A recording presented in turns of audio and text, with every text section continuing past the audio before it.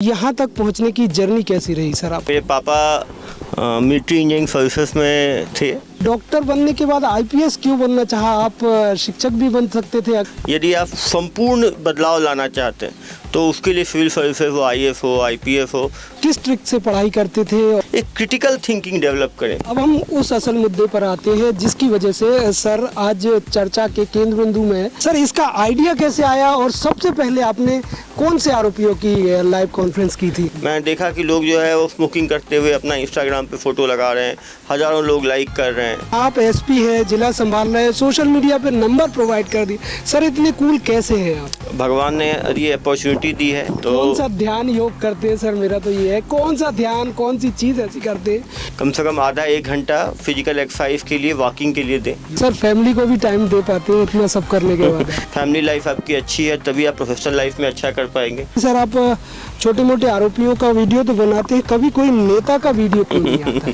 आप देख सकते हैं काफी ब्यूरोक्रेट्स, काफी नेतागण वो भी जेल गए हैं। आप अपराधी की आंखें देखकर कैसे समझ जाते हैं कि वो अफीम के नशे में है? यदि आप हजारों लोगों को देखोगे जो नशा करते हैं तो एक सिक्स सेंस भी बन जाता है। एक लक्ष्मण रेखा कैसे तय करते हैं सर, क्योंकि लाइव जाता है? हमारी कोशिश ये है किसी को नीचा दिखाना या किसी का मजाक उड़ाना हमारे प्रेस कॉन्फ्रेंस का लक्ष्य नहीं है। सटोरियों पे सर आप बहुत कार्रवाई करते हैं, लेकिन जो Dream11, माई सर्किल 11 जैसी कई ऑनलाइन ऐप चलती है जो कि खुलेआम इनके ऐड आ रहे हैं, उन पे कार्रवाई क्यों नहीं होती सर? उनको उन्होंने लीगलाइज कर रखा है, ये लोग जीएसटी भी देते हैं। भ्रष्टाचार तो पुलिस में भी है ना, तो उसको जो निचले स्तर का भ्रष्टाचार है उसके लिए आप क्या सोचते हैं? उनके लिए क्या आप आगे प्लानिंग रखते हैं? तो उसके लिए हमने एक फीडबैक सिस्टम रखा है। हर थाने में एक QR बेस्ड फीडबैक और एक फीडबैक बॉक्स रखा है। सर, ये नशे का सामान और जो पैसा, मोबाइल, गाड़ी पुलिस जब्त करती है, इनका करती क्या है? ये जब्त करने के बाद हम माननीय न्यायालय में इसको पेश करते हैं। तो कभी आप पे प्रेशर नहीं आता, राजनीतिक दबाव या किसी का, कि यार इनको मत दिखाओ? जैसे ही कोई पकड़ाता है हम तुरंत उसको अपने मीडिया प्लेटफॉर्म पर डाल देते हैं। नमस्कार दोस्तों, फोर्थ आई न्यूज़ में आपका स्वागत है। और आज हम जिस शख्सियत के साथ हैं उन्हें सिर्फ छत्तीसगढ़ से प्यार नहीं मिलता है, उनको पूरे देश से प्यार मिलता है। और आज की डेट में अगर आप कहेंगे कि ये सोशल मीडिया के चहेते आईपीएस बन चुके हैं तो इसमें कोई दो राय नहीं होगी। सर, आपका बहुत बहुत स्वागत है। धन्यवाद। तो सर से हम जानेंगे कि कुछ मेरे सवाल है, कुछ हमारे व्यूअर हैं, चूँकि मैंने कम्युनिटी टैब पर सर का इंटरव्यू जब सर ने हाँ बोल दिया था उसके बाद कम्युनिटी टैब पर सर का एक फ़ोटो के साथ मैंने पूछा था कि आप क्या पूछना चाहते हैं सर से, तो वो आप कमेंट करिएगा। तो कई लोगों ने, देश भर से कई लोगों ने कमेंट किए हैं, वो सवाल भी मैं पूछूंगा। और उससे पहले सर की मैं जर्नी जानना चाहूँगा। सर, यहाँ तक आईपीएस, आप एसपी हैं आज दुर्ग के, तो यहाँ तक पहुँचने की जर्नी कैसी रही सर आपकी? मेरे पापा मिलिट्री इंजीनियरिंग सर्विसेज में थे।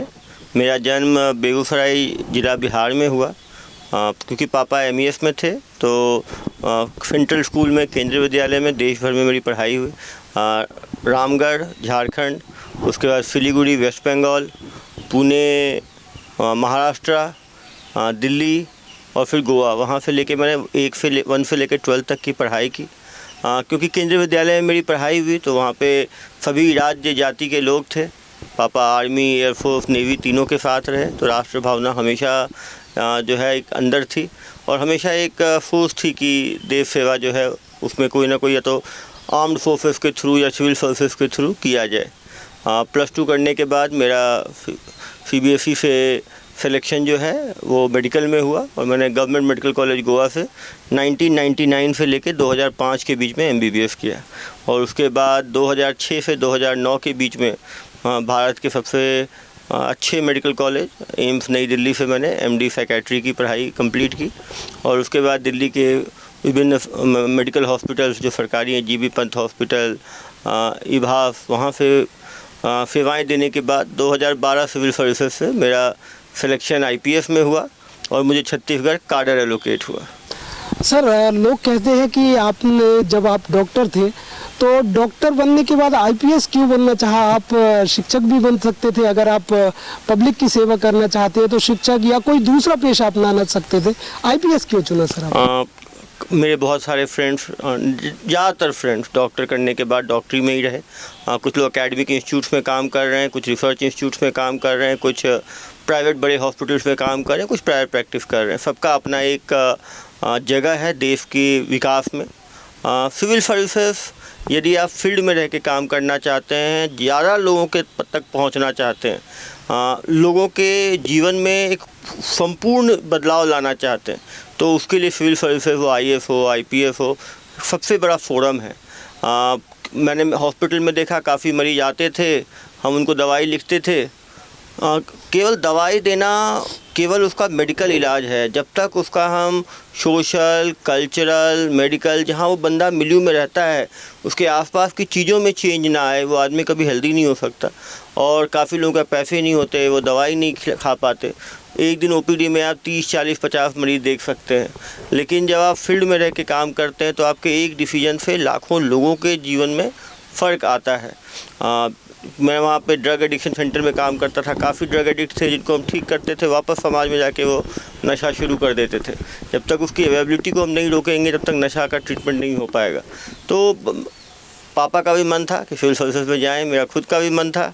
और मेरा छोटा भाई है, उसने IIT खड़गपुर से BTech MTech किया है, वो भी तैयारी कर रहा था सिविल सर्विस का। वो भारतीय वन सेवा 2014 बैच में है, मध्य प्रदेश काडर में। अभी DFO बालाघाट है।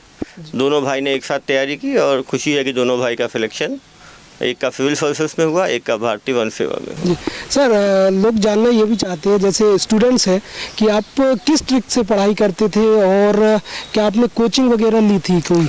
बहुत ज़रूरी है बच्चों को कि मैं काफ़ी बच्चे, मुझे 6th के बच्चे, 10th के बच्चे पूछते हैं कि क्या करना है, कैसे तैयारी करना है। सबसे ज़रूरी है कि आप अपना ग्रेजुएशन तक आपकी जो पढ़ाई है उसको आप हर सब्जेक्ट को समझ के पढ़ें।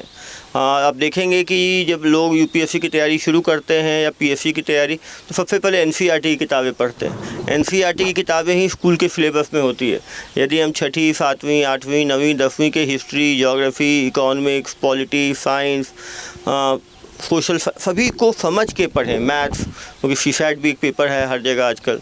तो बहुत ज़रूरी है कि हम हर सब्जेक्ट को समझें, ये चीज़ क्यों हुआ, कैसे हुआ, ये नहीं होता तो क्या होता, इसका अल्टरनेटिव क्या पॉसिबल था। एक क्रिटिकल थिंकिंग डेवलप करें। सभी बच्चे स्कूल में एक तो सब्जेक्ट को समझें, दूसरा क्रिटिकल थिंकिंग डेवलप करें, तीसरा आंसर राइटिंग जो है, क्योंकि UPSC एक सब्जेक्टिव एग्जाम है, मेंस एग्जाम जो उसका है, और मेंस का स्कोर बहुत इंपॉर्टेंट होता है। तो बहुत ज़रूरी है कि हम एक कोई टॉपिक उठाएं, उसको 100 शब्दों में कैसे लिखना है, 200 शब्दों में कैसे लिखना है, 500 शब्दों में कैसे लिखना है, 2000 शब्दों में कैसे लिखना है।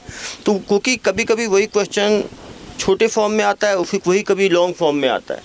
फिर हम हर टर्मिनोलॉजी को समझें कि एनालाइज पूछा गया है तो कैसे लिखना है, क्रिटिसाइज पूछा गया है तो कैसे लिखना है, डिस्कस लिखा है तो कैसे लिखना है। तो हम एक आंसर राइटिंग की स्टाइल जो है स्कूल में ही डेवलप करें। बहुत ज़रूरी है बच्चों के लिए कि हैंड राइटिंग अच्छी रखें।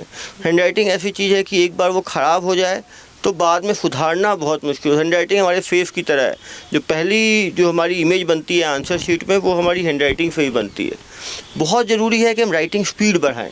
ये चीज़ें ऐसी हैं कि हमेशा काम आती हैं। यदि आपकी राइटिंग स्पीड बहुत स्लो है तो UPSC में काफ़ी क्वेश्चंस आपके छूट सकते हैं।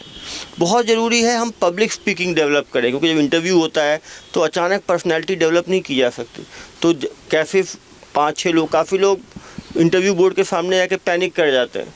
तो बहुत ज़रूरी है कि हम डिबेट्स में पार्टिसिपेट करें, हम एक्सटेम्पोर में पार्टिसिपेट करें, पब्लिक स्पीकिंग करें, हम एक लीडरशिप स्किल डेवलप करें, क्योंकि UPSC लीडर्स को सेलेक्ट करता है। किसी सर्विस में आप जाते हैं, वो IAS हो, IPS हो, रेवेन्यू सर्विस हो, आप 3 से 4 साल में आप एक लीडरशिप पोजीशन पे पहुंच जाते हैं, जब आपके नीचे काफ़ी सारे लोग होते हैं जिनको आपको मतलब अपने ऑफिशियल लोग काफ़ी आपके कर्मचारी आपके नीचे होते हैं और काफ़ी जनता है जिसको आपको लीड करना होता है। तो एक स्कूल में कैप्टनशिप हुआ, स्कूल में अपने जो को करिकुलर एक्टिविटीज़ हुआ उसमें लीड करना हुआ, स्कूल में जो स्पोर्ट्स होते हैं, टीम गेम्स, उसमें अपने आप को कैप्टन बनना, उसमें लीड करना। क्योंकि लीडरशिप क्या है कि लीडर भी अचानक नहीं बनता। एक कुछ लीडरशिप क्वालिटीज़ आदमी के अंदर होती हैं और एक होता है जो लीडरशिप क्वालिटीज़ को आदमी इम्बाइब करता है धीरे धीरे करके। क्योंकि आप सिविल सर्विसेज में आके आप रिस्पॉन्सिबिलिटी से भाग नहीं सकते, तो बहुत ज़रूरी है आप लीडरशिप क्वालिटीज़ डेवलप करें। आप न्यूज़पेपर्स पढ़ें। एक कहीं ना कहीं जो नए जनरेशन है वो न्यूज़पेपर से दूर भाग रहा है। हम केवल ऑनलाइन छोटे छोटे लिंक पे जाते हैं, उसकी ऑथेंटिसिटी चेक भी नहीं करते, उसको फॉरवर्ड करते हैं, उस पर भरोसा कर लेते हैं। बहुत ज़रूरी है कि हम एक डिस्कवरी लर्निंग भी करें। हम न्यूज़पेपर डिफरेंट सोर्सेज से पढ़ें। बुक रीडिंग एक बहुत ही अच्छी हैबिट है, वो भी कहीं ना कहीं लोग खोते जा रहे हैं, क्योंकि आप जितना ज़्यादा बुक्स को रीड करोगे आपकी वोकैबुलरी उतनी अच्छी होगी, आपका कॉम्प्रीहेंशन उतना अच्छा होगा, आपकी रीडिंग हैबिट, रीडिंग स्पीड बढ़ जाएगी। तो कल को आपको यदि बड़ी मोटी मोटी किताबें पढ़नी होंगी, नई चीज़ें पढ़नी होंगी, तो आप जल्दी पढ़ पाएंगे। और न्यूज़पेपर पढ़ने का सबसे अच्छा फ़ायदा ये है कि उसमें इकोनॉमिक्स से लेके पॉलिटिक्स से लेके सभी चीज़ों का उसमें संग्रह रहता है, और हम कंटेम्पररी चीज़ों से हमेशा रूबरू रहते हैं। कोई भी इंटरव्यू बोर्ड जो होता है वो ऐसे लोगों को पसंद करता है जिनको कंटेम्पररी चीज़ों की नॉलेज हो, और हमको यदि हम 5वीं 6ठी से ही ये अच्छी आदत डाल लेंगे न्यूज़पेपर पढ़ने का, इवन टेलीविज़न में अच्छे डिबेट सुनने का, तो हमें एक क्रिटिकल रीजनिंग हमारी बढ़ेगी कि हर चीज़ का व्यू और काउंटर व्यू, मतलब हर चीज़ जो दुनिया में हो रही है उसका क्या, ये इसका फ़ायदा क्या है, इसका नुकसान क्या है, इसका और अच्छा क्या हो सकता था। तो एक क्रिटिकल रीजनिंग बच्चे डेवलप करेंगे तो उन्हें काफ़ी फ़ायदा मिलेगा। बिल्कुल। अब हम उस असल मुद्दे पर आते हैं जिसकी वजह से सर आज चर्चा के केंद्र बिंदु में, चूँकि सर से पहले शायद मैंने कभी इस तरीके से नहीं देखा कि किसी भी आरोपी को लाइव कॉन्फ्रेंस की जाए और लाइव कॉन्फ्रेंस में उनसे बातचीत की जाए आरोपियों से। सर वो काम करते हो, शायद मैंने भी पहली बार देखा। सर इसका आइडिया कैसे आया और सबसे पहले आपने कौन से आरोपियों की लाइव कॉन्फ्रेंस की थी? जब मैं दुर्ग में इसी समय अप्रैल में ही, अप्रैल एंड में 2022 में मेरी 24 अप्रैल को पदस्थापना हुई थी दुर्ग में। जब मैं यहाँ पे आया तो ऑनलाइन बेटिंग महादेव ऐप एक बहुत बड़ा इशू यहाँ पर था। करीब 1000 से ज़्यादा युवक यहाँ से जाके महादेव ऐप में भर्ती हो गए थे। 22-24 साल के लड़के, उन लोगों ने ऑनलाइन बेटिंग से इतना पैसा कमा लिया था, बड़ी बड़ी गाड़ियाँ खरीद ली थी, ज़मीन खरीद लिए थे, और वो लोग कहीं ना कहीं आइडियल बनते जा रहे थे यूथ का। उस टाइम अपना कोरोना का 2 लॉकडाउन ख़त्म ही हुआ था। लॉकडाउन के समय ये जो लड़के थे इन्होंने काफ़ी रिक्रूटमेंट कर लिया यहाँ के यूथ का, और ये सब आइडियल टाइप का, मेंटर टाइप का बनते चले गए। इनको देख के दूसरे लड़के भी वहाँ भर्ती हो रहे थे। तो मेरे दिमाग में बात आई कि जो छवि, जो इनका जो रोमांटिसाइजेशन है गलत चीज़ों के लिए, वो कम करने की आवश्यकता है। मैंने देखा कि लोग जो है वो स्मोकिंग करते हुए अपना इंस्टाग्राम पे फ़ोटो लगा रहे हैं, हज़ारों लोग लाइक कर रहे हैं। लोग जो है चाकू छुरी के साथ फ़ोटो लगा रहे हैं, रोड पे केक काटते हुए फ़ोटो लगा रहे हैं, और हज़ारों लोग लाइक कर रहे हैं। उसके बाद हमने महादेव ऐप ऑनलाइन बेटिंग के रात देश भर में 35 ब्रांचेज नफ्ताबूद किया, जिनको पकड़ा उनको मीडिया के सामने पेश किया। तो जो यूथ था उन्हें समझ में आया कि जो शॉर्टकट लाइफ में है वो हो सकता है कुछ दिनों के लिए फ़ायदा दे, लॉन्ग टर्म में उसका नुकसान ही नुकसान है। क्राइम के दलदल में हो सकता है शुरू में आदमी को कुछ पैसा मिल जाए, नाम मिले, लेकिन वो नाम सुपरफिशियल है। जब एक बार वो क्राइम जो है वो पर्दाफाश होगा तो समाज में उसकी केवल बेइज्जती ही बेइज्जती होगी, क्योंकि कोई भी समाज गलत चीज़ों को, वो अपराध हो, नशा हो, उनको कभी भी सपोर्ट नहीं करता। तो हमने पहले ऑनलाइन बेटिंग के लोगों का करना शुरू किया। उसके बाद हमने जो नशा बेचने वाले लोग हैं उनको पकड़ के जनता के सामने पेश किया। उसके बाद जो चाकू छुरी, गलत ट्रैफिक, पहली बार कहीं पे हमने अपना पर्सनल नंबर किसी एसपी ने जी, मैंने अपना 7898815399 जो है वो पब्लिक किया। लोगों ने मुझे बोला कि सर आप पर्सनल नंबर यदि पब्लिक करेंगे तो व्हाट्सएप चोक हो जाएगा, आपको इतने फ़ोन आएंगे कि आप फ़ोन उठा नहीं पाएंगे। लेकिन ये मैंने हमेशा देखा कि लोग पुलिस अधीक्षक को तभी फ़ोन करते हैं जब वो बहुत ज़्यादा क्राइसिस में होता है, और कभी कभी अपने कुछ 2 शब्द भी उनके जीवन में बहुत चेंज ला सकता है। उनके लिए वो काम हो, किसी की बच्ची भाग गई, किसी का जो है एक्सीडेंट हो गया, यदि उसने फ़ोन किया, मैं तुरंत रिलीफ दे दिया, तो उसकी वो पुलिस की एक छवि भी बदलती है और उस आदमी को एक रिलीफ भी होता है और उसका पुलिस पे भरोसा भी बढ़ता है। तो लगातार मैंने नंबर दिया, फिर लगातार वीडियो जो है आने शुरू हुए कि कोई गाड़ी टेढ़ा मेढ़ा चला रहा है, कोई रैश ड्राइविंग कर रहा है, कोई नंबर बिना नंबर प्लेट के है, कोई जो है 4 लोग बैठे हुए हैं। तो इससे ट्रैफिक अवेयरनेस भी बढ़ा, लोगों के अंदर एक डर भी आया, और जो क्राउड फोर्सिंग ऑफ इंटेलिजेंस जो हुआ कि जो आसूचना जो है वो जनता द्वारा ही देना शुरू हो गया। तो जनता ही, हम जो कहते हैं जनता हमारी आँख और कान के रूप में काम करे, उसको हमने प्रैक्टिकली लागू किया कि सभी अधिकारियों में नंबर सोशल मीडिया पे दिए। और हम माने ना माने 21st सेंचुरी जो है वो इंटरनेट का युग है, सोशल मीडिया का बहुत ही इम्पोर्टेंट योगदान है। जी। पुलिस को भी काफ़ी सरकारी एजेंसियां सोशल मीडिया से डरती हैं। सोशल मीडिया का हमें पॉजिटिव इस्तेमाल करना है। सोशल मीडिया भागने से यदि हम नहीं भागेंगे, यदि पुलिस सोशल मीडिया से भागेगी तो असामाजिक तत्व जो है सोशल मीडिया पे कब्जा कर लेंगे। तो हमने सोशल मीडिया में हमने दुर्ग फेसबुक पेज में हमारे करीब 3 लाख सब्सक्राइबर फॉलोअर्स हो गए।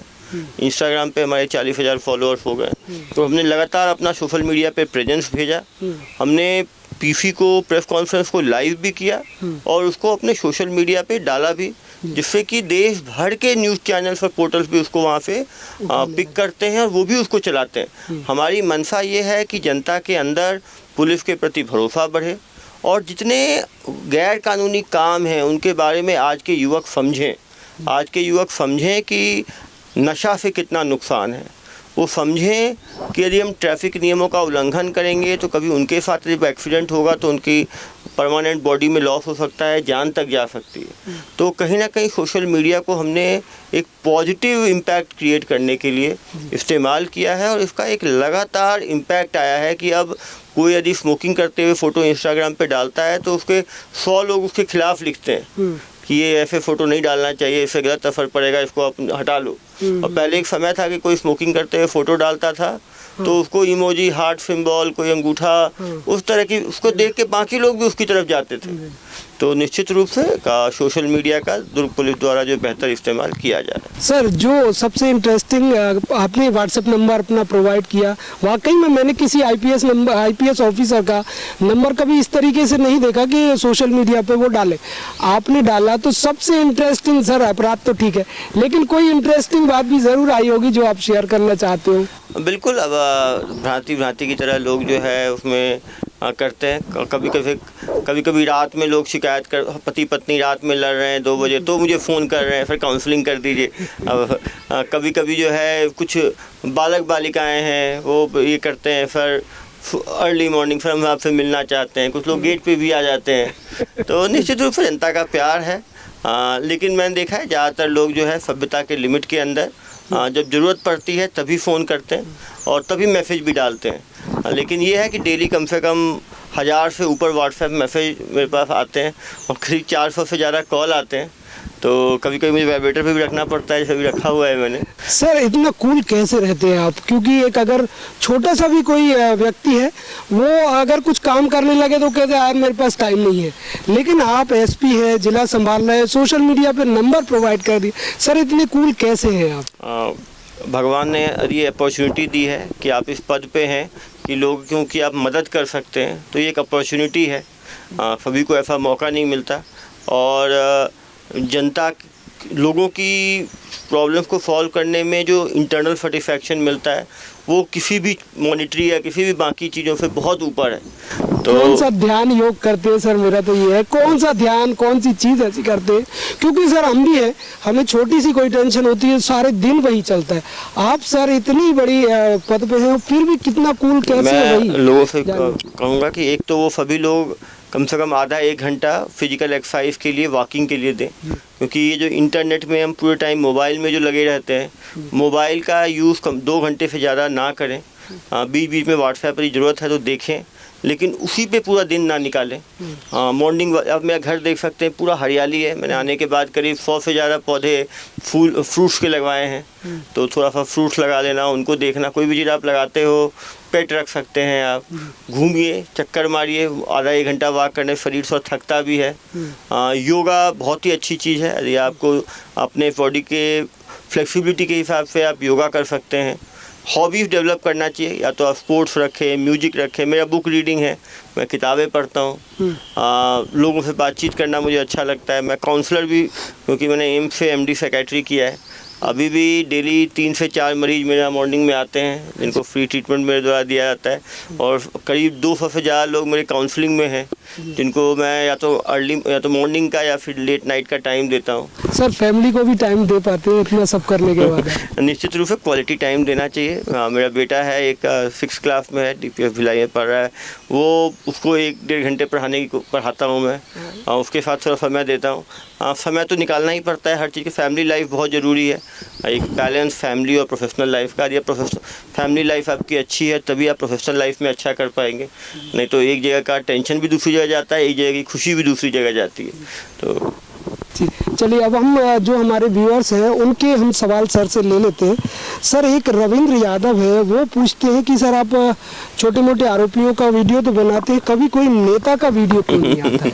हाँ बिल्कुल, हाँ, क्योंकि नेतागण भी दो कैटेगरी में हैं। एक हैं जो संवैधानिक पद पे हैं, विधायक हैं, मंत्रीगण हैं, उनके लिए प्रोटोकॉल है, विधानसभा से पूछना पड़ता है। हाँ, कानून सबके लिए बराबर है। आप देख सकते हैं काफ़ी ब्यूरोक्रेट्स, काफ़ी नेतागण वो भी जेल गए हैं, उनको भी काफ़ी केसेस फेस कर रहे हैं। जनता से भी मेरा आह्वान है, कभी कोई भी शिकायत किसी के खिलाफ हो, कितना भी बड़ा हो, व्हाट्सएप पे दे सकते हैं, मैं हमेशा जवाब देता हूँ। केवल वो नेता हैं तो हम उन पर कार्रवाई कर दें, ये गलत है। लगातार हम लोगों ने ड्रग्स माफियाज पे कार्रवाई की है। कुछ दिन पहले ही हमने प्रोस्टिट्यूशन में एक बड़े स्पा सेंटर पे यहाँ रेड किया था। जब हमने महादेव ऐप पे कार्रवाई करी तो उसमें भी काफ़ी नेतागण, कुछ बच्चे पकड़े गए। हम केवल वो नेतागण हैं तो उनके ऊपर कार्रवाई कर दें, ये भी गलत है, वो भी एक नागरिक है। लेकिन हाँ, निश्चित रूप से जब भी वो गैर कानूनी काम करेंगे, वो पुलिस के हत्थे सभी लोग चढ़ते हैं। यदि मैं कोई गैर कानूनी काम करता हूँ तो मेरे खिलाफ भी कार्रवाई हो सकती है। ये भारत का संविधान की सबसे बड़ी विशेषता यही है कि हर जाति, धर्म, प्रभाव सभी के लोग जो हैं संविधान और कानून के सामने बराबर हैं। जी, अब हमारे ये महेंद्र सेन है जो कि राजस्थान से, बूंदी से, वो कहते हैं सर आप अपराधी की आंखें देखकर कैसे समझ जाते हैं कि वो अफीम के नशे में है? बिल्कुल, मैं क्योंकि मैंने MD सेक्रेटरी एम्स दिल्ली से किया है। 1-1.5 साल मैंने जो भारत का सबसे बड़ा डी एडिक्शन सेंटर है, national apex de addiction centre Ghaziabad में, वहाँ भी काम किया है। क्योंकि लगातार मैं जनता से संपर्क में रहता हूँ। जो भी यदि आप हज़ारों लोगों को देखोगे जो नशा करते हैं तो एक सिक्स सेंस भी बन जाता है, और उसका ऊपर से नीचे आप आंखें देखते हो, पुपिल कभी डायलेटेड है, कंस्ट्रिक्टेड है, उसका बिहेवियर देखते हो, बात करने का तरीका क्या है, स्मेल कैसा आ रहा है, तो आप काफ़ी परफेक्शन के साथ बता सकते हैं। तो ज़िंदगी में यदि आप मेहनत करेंगे, कुछ एक्सपीरियंस की कुछ स्किल्स डेवलप करेंगे, कुछ एकेडमिक पढ़ाई करेंगे तो हमेशा मदद करता है। मुझे आप देखें, इस प्रैक्टिस में लोग बोलते हैं कि मैं लाइव इंटरव्यू कैसे कंडक्ट कर पाता हूँ। उसका एक ये भी है क्योंकि उन्हें साइकेट्रिक्स की पढ़ाई की है, तो मालूम है कि एक इंटरव्यू कंडक्ट कैसे करना है और कैसे उसको डायरेक्ट करना है। ये तो काफ़ी लोग लाइव इंटरव्यू में डरते हैं, क्योंकि लाइव इंटरव्यू में एक बार चीज़ चली जाए बाहर तो उसको वापस नहीं ली जा सकती उसको। तो क्योंकि मैंने मेडिकल में MBBS किया है तो एक कंपैशन, सॉफ्टनेस मेरे अंदर है। डॉक्टर होने के कारण हम मरीज से घंटों बात करते, साइकेट्री में हम उनकी हिस्ट्री लेने के लिए, उसकी जीवन जानने के लिए हम घंटों उनके साथ बैठते थे। तो उससे एक पेशेंस आदमी के अंदर आता है, एम्पैथी आदमी के अंदर आता है। तो कहीं ना कहीं सेंट्रल स्कूल में पढ़ने से एक राष्ट्रीयता वाली भावना, MBBS के अंदर आके एक सॉफ्टनेस की भावना, MD साइकेट्री करने के कारण पेशेंस और काउंसलिंग सीखना, ये सब स्किल्स जो है पुलिसिंग में भी जो है काम आ रहे हैं। एक लक्ष्मण रेखा कैसे तय करते हैं सर, क्योंकि लाइव जाता है तो उसमें आप लेके लक्ष्मण रेखा तय करते होंगे कि इस, जैसे धर्म के आधार पर मैंने देखा कई बार आपकी कॉन्फ्रेंस में आप लोग स्टॉप कर देते हैं, नहीं धर्म पे बात नहीं। इसी तरीके से आप कैसे ये तय करते हैं कि ये हमारे लिए नेगेटिव हो सकता है, इस पर बात नहीं जाए? मेरी हमेशा मानना है कि हम किसी की जाति, धर्म, उसके संप्रदाय, उसके ऊपर हम कमेंट जो है वो ना करें। वैसे ही कोई महिला, कोई बच्चे, हमारी कोशिश ये है किसी को नीचा दिखाना या किसी का मजाक उड़ाना हमारे प्रेस कॉन्फ्रेंस का लक्ष्य नहीं है। हमारा लक्ष्य ये है कि जो क्रिमिनल है वो उसको खुद ही ग्लानि हो, वो खुद ही समझे कि उसने क्या गलती की है। क्रिमिनल को पर्सनल और फैमिली काउंसलिंग करते हैं हम, जिससे कि वो क्राइम की दुनिया से बाहर आ पाए। मैं जब यहाँ आया तो मैंने देखा एक क्रिमिनल जेल जाता है, फिर निकलता है, नया क्राइम सीख के निकलता है, बड़ा क्रिमिनल बनता है। उससे कभी हमें क्राइम से नफरत करना है, क्रिमिनल से नहीं। क्रिमिनल को हमें रिफॉर्म करने की आवश्यकता है, क्योंकि यदि क्रिमिनल को हम रिफॉर्म नहीं करेंगे तो आज उसने छोटा कुछ किया है, कल को हमारे बच्चों के साथ ही कुछ छेड़छाड़ कर दे, कल को वो डकैती कर दे, तो उससे हमारा ही नुकसान होगा। तो समाज को भी चाहिए कि जो क्रिमिनल बाहर निकलते हैं उनको हम केवल इसलिए नौकरी ना दें कि भाई वो तो क्रिमिनल जेल रह के आया है। यदि हम ऐसा उनके साथ यदि हम डिस्क्रिमिनेशन करेंगे उसको, तो फिर वो केवल उसके पास क्राइम करने के सिवाय कोई दूसरा रोजगार ही नहीं बचेगा। तो ये जनता का भी ये दायित्व है कि हम उस व्यक्ति को सुधरने का मौका दें। हाँ, यदि उसने पहले कोई क्रिमिनल एक्टिविटीज़ की है तो उस पर ज़्यादा नज़र रखने की हमें आवश्यकता है। एक और व्यूअर सर आप पूछते हैं कि आप बहुत कूल दिखते हैं, कभी तो आपको गुस्सा आता होगा, और किस बात पे गुस्सा आता है सर? हाँ, कभी कभी मुझे, जब मैं रोड पे निकलता हूँ, मैं देखता हूँ कि कुछ लोग अपनी पावर, अपने पैसे, अपने पिताजी, अपने इनके जो पैसे के ऊपर जो उनको नाज है, घमंड है, जो उनको अपब्रिंगिंग है, इसके कारण वो अपनी जान को भी खतरे में डालते हैं और दूसरों की जान को भी खतरे में डालते हैं। इसलिए थोड़ा सा गुस्सा आता है। गुस्सा से ज़्यादा मुझे थोड़ी दया भी आती है उन पेरेंट्स के ऊपर जो अपने बच्चों को एक सही मॉरल्स नहीं दे पाए, क्योंकि जो जैसा बोता है वैसा ही काटता है। यदि आप अपने बच्चों को पैसे के नशे में और नशे में मस्त कर देंगे तो कहीं ना कहीं उसका ही नुकसान होगा। जी। एक सर हमारे कबीर बाबा व्यूअर हैं, पूछते हैं सटोरियों पे सर आप बहुत कार्रवाई करते हैं, लेकिन जो ड्रीम 11, माई सर्किल 11 जैसी कई ऑनलाइन ऐप चलती है जो कि खुलेआम इनके ऐड आ रहे हैं, उन पे कार्रवाई क्यों नहीं होती सर? भारत सरकार ने काफ़ी, इवन सुप्रीम कोर्ट के जजमेंट में काफ़ी गेमिंग ऐप्स जो कि स्किल बेस्ड हैं, चांस बेस्ड नहीं है, उनको उन्होंने लीगलाइज कर रखा है। ये लोग GST भी देते हैं और ये लोग लीगलाइज हैं। हमें डिसाइड करना है कि हम किस में कौन सा खेलें या ना खेलें। दुनिया भर में बहुत चीज़ें हैं जो गलत है, लेकिन जब हम बचपन से बड़े होते हैं तो हमें सीख मिलती है स्कूल में, घर में, कि ये चीज़ गलत है, ये सही है। यदि हम उनमें घुसेंगे, उसमें स्टैच्यूटरी वार्निंग भी रहती है कि ये गेम एडिक्टिंग हो सकता है, इससे आपको नुकसान हो सकता है। कानून समय के साथ साथ बनता है, उस समय के सोसाइटी के परिपेक्ष के हिसाब से बनता है। यदि मान लीजिए गवर्नमेंट पूरे चीज़ों को बैन कर दे तो जिनको खेलना है हो सकता है वो दूसरे देश जाकर खेलें। आज के जिन टाइम में ऑनलाइन काफ़ी सारे सर्वर्स आ गए हैं, उसके थ्रू लोग बाईपास करके खेल सकते हैं। तो निश्चित रूप से जो चीज़ लीगल है उसको पुलिस रोक नहीं सकती। हम कानून के दायरे में काम करते हैं और जो चीज़ गैर कानूनी है उसके ऊपर हम कार्रवाई करते हैं। जो ये लीगल साइट्स होते हैं उसमें काफ़ी सारे प्रोटेक्शन रहते हैं, गवर्नमेंट के नॉर्म्स रहते हैं, उस नॉर्म्स को उनको फॉलो करना पड़ता है और यदि वो नॉर्म्स को फॉलो नहीं करते उन पर कार्रवाई भी होती है। बहुत सारी एजेंसीज़ की इन ऐप्स पे भी हमेशा नज़र रहती है। एक हमारे आभास करके व्यूअर हैं, वो पूछते हैं सर भ्रष्टाचार तो पुलिस में भी है ना, तो उसको जो निचले स्तर का भ्रष्टाचार है उसके लिए आप क्या सोचते हैं, उनके लिए क्या आप आगे प्लानिंग रखते हैं? निश्चित रूप से, क्योंकि पुलिस भी इसी समाज से आता है। हमारे जो पुलिसकर्मी हैं वो भी इन्हीं, किसी के बेटे हैं, किसी के भाई हैं। निश्चित रूप से इससे नकारा नहीं जा सकता कि कहीं ना कहीं पुलिस की छवि और लोअर पुलिस की छवि जो है काफ़ी ख़राब है। के 3-4 मुख्य कारण हैं। एक है जो भाषा हमारी जो है कड़ी भाषा है। जब मैं पुलिस में भर्ती हुआ तो फिर काफ़ी सीनियर्स ने भी मुझे कहा कि तुम्हारी तो भाषा इतनी सॉफ्ट है, तुमसे तो कोई डरेगा ही नहीं, तुम तो संभाल ही नहीं पाओगे अपने नीचे वाले लोगों को। लेकिन मैं बस्तर में भी मैंने काम किया और यहाँ भी काम किया, दोनों जगह देखा कि सॉफ्ट पुलिसिंग से भी अच्छे रिजल्ट हैं। जब बस्तर में मैं गया था तो उस टाइम पुलिस को देख के सारे गांव खाली हो जाया करते थे, केवल महिलाएं बचा करती थी। पुलिस के ऊपर केवल बलात्कार का, छेड़छाड़ का, मारपीट का जो है ट्राइबल्स जो है वो जो कंप्लेंट्स किया करते थे। जब मैंने वहाँ 200 से ज़्यादा मेडिकल कैंप, मैंने और मेरी पत्नी भी डॉक्टर हैं, डर्मेटोलॉजिस्ट हैं, हम दोनों ने मिल के लगाए। तो जब हम कैंप लगाने जाते थे तो लोग हज़ारों की संख्या में आते थे दवाई लेने के लिए, अपनी समस्याएं बताने के लिए कि हमें स्कूल चाहिए, आंगनवाड़ी चाहिए, रोड चाहिए। तो संवाद और सॉफ्ट पुलिसिंग का हर जगह जो है एक रोल है। जब मैं यहाँ भी आया तो जब मेरी भाषा अच्छी होती है मेरे नीचे वालों के साथ, तो कहीं ना कहीं उनको भी खटकता है कि हमें भी अपनी भाषा जनता के साथ अच्छा रखना चाहिए।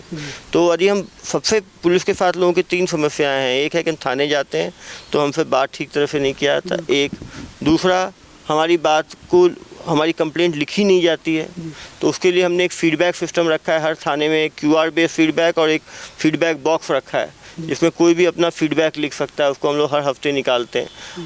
तीसरा हमारा ये है कि कोई भी यदि किसी को परेशान करता है पैसे के लिए तो वो भी वो QR कोड करके उसमें वो लिख सकता है, वो आके, क्योंकि मेरा WhatsApp नंबर पब्लिक है जी, तो यदि कोई भी पैसे देता है उसकी ऑडियो बना सकता है, वीडियो बना सकता है, सीधा भी एक WhatsApp लिख सकता है। तो मेरा अपना नंबर अभी भी पब्लिक है 7898815399। किसी को लगता है कोई पुलिस वाला उन्हें परेशान कर रहा है, उनसे पैसे की मांग कर रहा है, उसको व्हाट्सएप करें, क्योंकि हम सीधा जनरलाइज स्टेटमेंट दें कि सारे पुलिस वाले भ्रष्ट हैं, वो गलत है। हर संस्था में कुछ लोग अच्छे होते हैं, कुछ लोग एवरेज होते हैं, कुछ ख़राब होते हैं। ऐसे ख़राब लोगों को हमें फीडबैक देने की आवश्यकता है और उन्हें सुधारने की आवश्यकता है। तो निश्चित रूप से जनता हमारी आँख और कान है। जो पुलिस के अंदर भी फरे हुए आम की तरह जो लोग थोड़ा गलत प्रवृत्ति के लोग हैं, उनको निश्चित रूप से काउंसलिंग करके सुधारने की आवश्यकता है। सर, आपने बस्तर की बात छेड़ी तो वहाँ का एक बड़ा भावुक वीडियो, आप एक बार जब हमला हुआ था वहाँ पे आपका भावुक वीडियो वायरल हुआ था। सर, वो मतलब उस टाइम क्या आपके दिमाग में चल रहा था, क्यों आप इतने भावुक हो गए थे? 30 अक्टूबर 2018 की बात है। 11 नवंबर को हमारे बस्तर में चुनाव था फर्स्ट फेज का, 11 नवंबर 2018 को। 30 अक्टूबर की बात है। दूरदर्शन की टीम दंतेवाड़ा आई हुई थी। एक नीलावाया नाम का एक गांव है अरणपुर थाना क्षेत्र में, जहां पहली बार मतदान होना था। उस बूथ को वो कवर करना चाहते थे। दूरदर्शन पार्टी के साथ उन्होंने रिक्वेस्ट किया कि सर आप भी वहां चलिए नीलावाया गांव में। तो मैं भी उनके साथ था। हम साथ जा रहे थे कि नीलावाया गांव से जस्ट 3 किलोमीटर पहले हम पहुंचे ही थे कि मुझे फ़ोन आया कि डायरेक्टर जनरल CRPF सर जो है वो सुकमा जाने वाले थे। वहाँ पे बारिश हो गई तो वो दंतेवाड़ा आ गए। तो मैं वापस हो गया। मैं थोड़ा वापस हो ही रहा था कि 10 मिनट बाद मुझे फ़ोन आया और फ़ोन पे केवल गोलियों की आवाज़ चल रही थी। मुझे लगा कि जो टीम दूरदर्शन के साथ जा रही थी शायद उस पर हमला हुआ होगा। मैं तुरंत वापस आया। हम वापस आए, करीब 100 से ज़्यादा माओवादी घेरे हुए थे। पुलिस केवल 7 पुलिसकर्मी थे और 4 दूरदर्शन की टीम के मेंबर्स थे। अंधाधुंध फायरिंग हो रही थी। हमने भी जवाबी हमला किया, माओवादी भाग गए। उस घटना में एक दूरदर्शन का कैमरामैन है वो शहीद हुआ था, अच्युतानंद साहू, और एक पुलिस का सब इंस्पेक्टर था, वो शहीद हुआ था। पहली बार मेरी आंखों के सामने कोई पुलिसकर्मी शहीद हुआ था, दूरदर्शन का कैमरामैन शहीद हुआ था। क्योंकि मैं भी उनके साथ जा रहा था, मेरी जिम्मेदारी पे ये लोग जा रहे थे, तो कहीं ना कहीं थोड़ी ग्लानि भी थी और कहीं ना कहीं थोड़ा गुस्सा भी था कि माओवादियों ने पहली बार किसी मीडिया की टीम के ऊपर इस तरह से हमला किया है। तो निश्चित रूप से बहुत ही शोकुल और बहुत ही ज़्यादा हृदय को द्वारा जो था वो एक तरह का सीन था। आप अपनी आंखों के सामने आप किसी को मरते हुए शहीद होते देख रहे हैं। लेकिन हम समय पे पहुंचे तो 2 पुलिसकर्मी जो घायल थे उनको हमने फर्स्ट एड दिया, तुरंत हॉस्पिटल भेजा, उनकी जान बची। और जो 5 पुलिसकर्मी बाकी जो लड़ रहे थे उनको भी हम बचा पाए। नक्सल अभियान भी एक तरह से कभी हम भारी पड़ते हैं, कभी हम कमज़ोर पड़ते हैं, कभी हम माओवादियों को मार पाते हैं, कभी अपने लोगों को भी हम खो पाते हैं। लेकिन निश्चित रूप से अपने आदमी को खोना बहुत ही ज़्यादा जो है दर्दनाक और हृदय विदारक होता है। एक हमारे UKM नाम के एक यूज़र है, वो लिखते हैं सर ये नशे का सामान और जो पैसा, मोबाइल, गाड़ी पुलिस जब्त करती है, इनका करती क्या है? ये जब्त करने के बाद हम माननीय न्यायालय में इसको पेश करते हैं और इसको फिर ऑक्शन किया जाता है। ऑक्शन करने के बाद जो भी लोग ख़रीदना चाहते हैं उनको बेचा जाता है और फिर जो पैसा होता है उसको शासन के ट्रेजरी में जमा किया जाता है। एक बिलासपुर के हमारे व्यूअर हैं, वो पूछते हैं सर आप YouTube पे भी काम करते हैं, मतलब YouTube पे भी दिखते हैं, तो आप YouTube से भी अर्निंग करते हैं, तो आपकी अर्निंग होती कितनी है? और IPS भी हैं आप, तो आपकी अर्निंग कितनी होती है? मुझे शासन से जितना पैसा मिलता है सैलरी के रूप में उतना ही मेरे लिए काफ़ी है। मेरी पत्नी भी डॉक्टर है, वो भी शासकीय नौकरी में है। YouTube से मुझे कोई अर्निंग नहीं होती क्योंकि मैं YouTube पे मैंने कोई ऐड नहीं लगा रखा है, मोनेटाइज नहीं करा है। YouTube, Instagram, Facebook कहीं पे हमारा पर्पस हमारा पैसा कमाना नहीं है। पर्पस हमारा ये है कि लोग क्राइम के बारे में जागरूक हों, लोग जो है क्राइम से कैसे बचें। साइबर क्राइम के ऊपर लगातार हम लोग जो है सीरीज़ कर रहे हैं कि साइबर क्राइम कैसे होता है, डेमो करके दिखा रहे हैं कि उससे जनता बच पाए। यदि हमारे एक वीडियो से 100 आदमी भी यदि जागरूक होकर वो बच पाता है, और मुझे बहुत खुशी होती है। लगातार मुझे फ़ोन आता है कि सर वो आपने जैसा बताया था वैसे ही फ़ोन आया हमें, एयरटेल में टावर लगाने के नाम पे हमें पता था तो हमने उस नंबर को ब्लॉक कर दिया, हमने उसे डांट दिया और हम ठगी से बच गए। जब इस तरह की फ़ोन आते हैं तो बहुत ही अच्छा लगता है कि हमारी जो जागरूकता की जो पहल है वो रंग ला रही है। और पैसा केवल जीने में के लिए जितना चाहिए उतना ही अच्छा है। ज़्यादा पैसा भी जो है वो कहीं ना कहीं बहुत रोगों को जन्म देता है।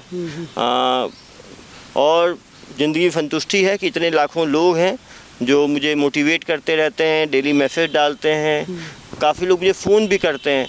मुझे कभी कभी ख़राब भी लगता है कि मैं 1 मिनट बात करके काट देता हूँ, क्योंकि लगातार लोगों के फ़ोन्स आते हैं। लेकिन सभी लोग फ़ोन्स करते हैं, फिर आपका वीडियो देख रहे हैं, हमें अच्छा लग रहा है, तो कहीं ना कहीं निश्चित रूप से इससे भी मोटिवेशन बढ़ता है। एक संदीप सिंह है सर, वो पूछते हैं आप एसपी हैं तो आप लाइव आरोपियों को बिठाते हैं, तो उसमें कुछ पहुंच वाले भी रहते हैं, ऐसा नहीं है नहीं रहते, तो कभी आप पे प्रेशर नहीं आता राजनीतिक दबाव या किसी का कि यार इनको मत दिखाओ?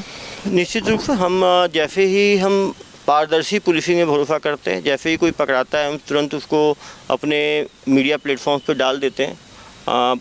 मेरा अपना मानना है कि जब भी घोर अपराध, गंभीर अपराध होता है, मर्डर हो, बलात्कार हो, नशा हो, इसको कोई सपोर्ट नहीं करता समाज में। निश्चित रूप से जो उनके परिवार वाले होते हैं वो अंदर से परेशान होते हैं, बाद में जमानत के लगाते हैं, लेकिन कभी सीधा दबाव नहीं डालते। और यही हमारी डेमोक्रेसी का सक्सेस है कि यदि हम काम ना करना चाहें तो हम 10 बहाने बना सकते हैं कि राजनीतिक दबाव है, पॉलिटिक ये है, वो है। यदि व्यक्ति मन से काम करना चाहे, सही काम करे, तो सभी जनता सपोर्ट करती है, मीडिया सपोर्ट करती है, पॉलिटिकल सपोर्ट मिलता है। यदि हमारी कार्रवाई दूषित है, यदि उसमें हमारी कार्रवाई की मंशा गलत है, तो निश्चित रूप से दबाव हमारे ऊपर आता है। एक सर दिल्ली से डॉक्टर श्वेत त्रिपाठी है, वो पूछते हैं कि सर आप लाइव कॉन्फ्रेंस तो आरोपियों को कर देते हैं, लेकिन आरोपी जब तक वो अपराधी नहीं होता, जब तक उसका दोष जो है न्यायालय में सिद्ध ना हो जाए, तो इस आपकी लाइव कॉन्फ्रेंसिंग से एक तरीके से वो तो दोषी सिद्ध हो गया, तो क्या ये जायज़ है कि किसी आरोपी को आप इस तरीके से पेश कर दें? हाँ, क्योंकि आप देखते हैं कि इसके पहले भी जितने टेलीविज़न सीरियल्स बनते हैं, क्राइम पेट्रोल है, CID है, जितने वो भी क्राइम के डिसीजन आने के पहले ही टीवी में चलाए जाते थे। आप देखते हैं काफ़ी मीडिया जो है वो कवरेज देती है जब वो कोई क्राइम होता है, तो वो भी दिखाते हैं कि इन्होंने बलात्कार किया, इन्होंने मर्डर किया, उसमें भी कोई सिद्ध नहीं होता। हम जो भी मीडिया कॉन्फ्रेंस करते हैं उसको रिकॉर्ड करके हम कोर्ट में उसको एज एविडेंस प्रस्तुत नहीं करते वो, और हम किसी पे दबाव नहीं डालते कि वो बोले कि उसने ये क्राइम किया है। यदि उस व्यक्ति को लगता है कि पुलिस ने उसे गलत फंसाया है, उसने क्राइम नहीं किया है, तो मीडिया के सामने भी बोल सकता है कि मैंने ये क्राइम नहीं किया है, और पुलिस के सामने दिया हुआ बयान कोर्ट में एडमिसिबल नहीं है। जो 161 CRPC में वो मजिस्ट्रेट के सामने जाके बयान देता है, तो मजिस्ट्रेट के सामने दोबारा वो बयान देने के लिए इंडिपेंडेंट है। यदि उसे लगता है उसने नहीं किया है तो वहाँ जाके वो मुकर सकता है, अपनी बात रख सकता है। निश्चय हम इसको इसलिए वहाँ दिखाते हैं कि कहीं ना कहीं लोगों को मालूम चले कि क्या क्या चीज़ क्राइम की श्रेणी में आता है, क्राइम कैसे होता है, क्राइम के क्या रिजल्ट्स होते हैं, कंसिक्वेंसेज होते हैं। क्योंकि लाखों लोग इसको देखते हैं, तो कहीं ना कहीं वो अपने बच्चों को समझा सकते हैं, वो बुजुर्गों को समझा, क्योंकि काफ़ी लोग मुझे बोलते हैं सर हम लोग समझाते थे, हमारे बच्चे नहीं मानते थे।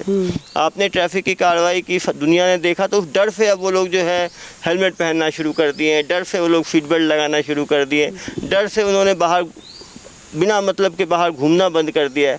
तो कहीं ना कहीं समाज में इसका फ़ायदा हो रहा है, लेकिन निश्चित रूप से एक ह्यूमन राइट्स का एंगल है, और इसीलिए हमारी कोशिश होती है कि हम किसी को दबाव दे के ना बुलवाएं, हम किसी को अनैतिक ना बोलें, हम किसी का मजाक ना उड़ाएं, हम किसी को नीचा ना दिखाएं। इन सब चीज़ों का ध्यान रखा जाता है। सर हेलमेट को लेके आप कार्रवाई करते हैं, कुछ लोग कहते हैं कि सर 5-6 किलोमीटर में छोड़ दीजिए, कम से कम जो घर के 5-6 किलोमीटर घूम रहे हैं आसपास है उनको तो छोड़ दीजिए आप कम से कम। आप देखें कि रोड पे आप यदि 100 मीटर भी बिना हेलमेट के जा रहे हैं तो भी एक्सीडेंट हो सकता है। भगवान की जस्टिस बराबर है, घर के दरवाजे पे भी एक्सीडेंट हो सकता है, 2 किलोमीटर जाके भी एक्सीडेंट हो सकता है। यदि हम उसको अपने हैबिट में डाल लें, हम अपने मोबाइल को क्या 2 मिनट के लिए भी छोड़ते हैं?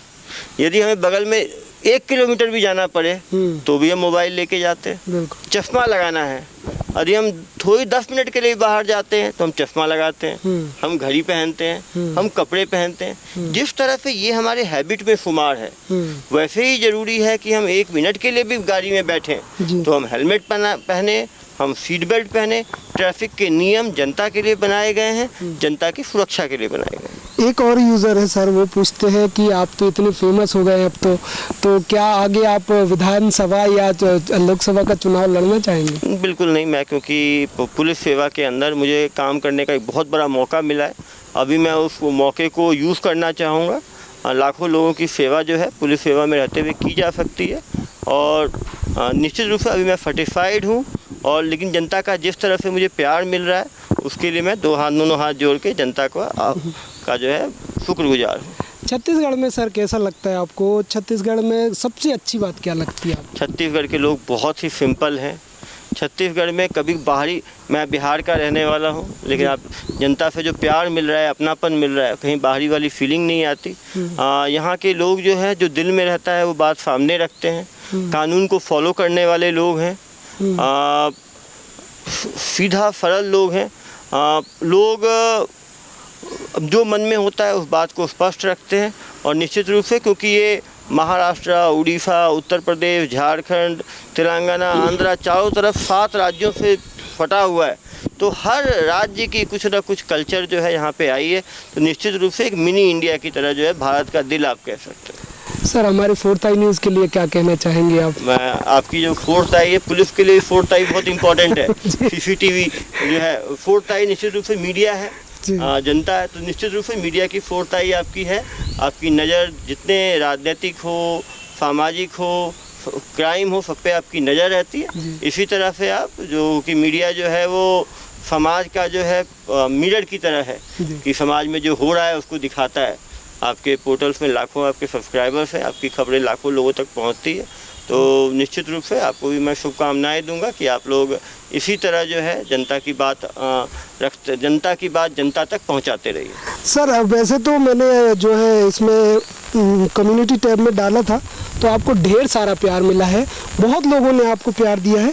एक सलमान अंसारी ने है, उन्होंने कहा माशाल्लाह नज़र न लगे, रौनक आपकी बनी रहे। एक सर आपको लिखते हैं, आपका बात करने का स्टाइल बहुत प्यारा है। तो ऐसे आपके जो लगातार प्रशंसक हैं, उन लोगों के लिए क्या कहना चाहिए? मैं सबको यही कहूँगा कि नशे से दूर रहें, शॉर्टकट से दूर रहें, मेहनत करें।